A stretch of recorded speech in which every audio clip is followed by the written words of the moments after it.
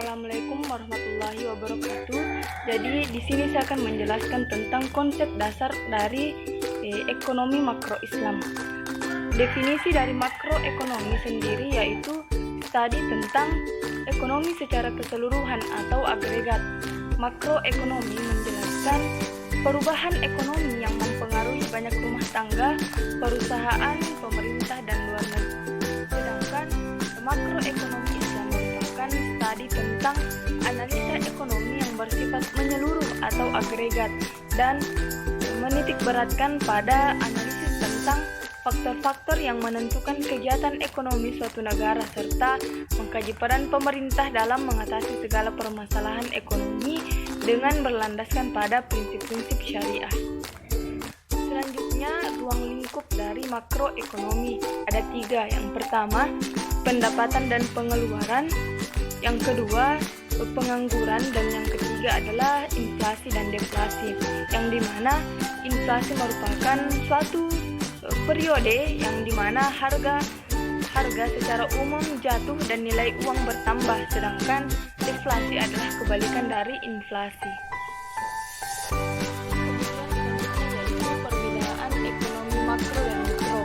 Yang pertama yaitu pada mikro, harga adalah nilai suatu komoditas atau barang tertentu saja, sedangkan makro, harga adalah nilai dari komoditas secara agregat atau secara keseluruhan.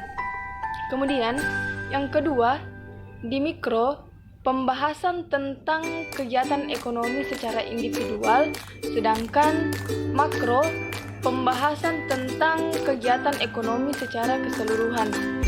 Perbedaan selanjutnya yang ketiga, pada mikro, fokus terhadap cara pengalokasian sumber daya agar mencapai kombinasi yang tepat, sedangkan makro lebih fokus terhadap analisis pengaruh kegiatan ekonomi terhadap perekonomian secara keseluruhan. Selanjutnya yang akan saya jelaskan yaitu karakteristik dari ekonomi makro Islam, yang dimana yang pertama, ekonomi Islam pengaturannya bersifat ketuhanan atau ilahiyah. Yang kedua, satu titik bagian dari Islam secara keseluruhan. Yang ketiga, ekonomi berdimensi akidah. Yang keempat, berkarakter ta'abudi. Yang kelima, terkait erat dengan akhlak. Yang keenam, elastis atau mampu berkembang secara perlahan-lahan. Yang ketujuh, Islam mengajarkan umatnya untuk berlaku objektif dalam aktivitas ekonomi. Yang kedelapan, memiliki target atau tujuan yang lebih tinggi. Yang kesembilan, realistis. Dan kesepuluh yaitu harta kekayaan hakikatnya adalah milik Allah Subhanahu wa Ta'ala.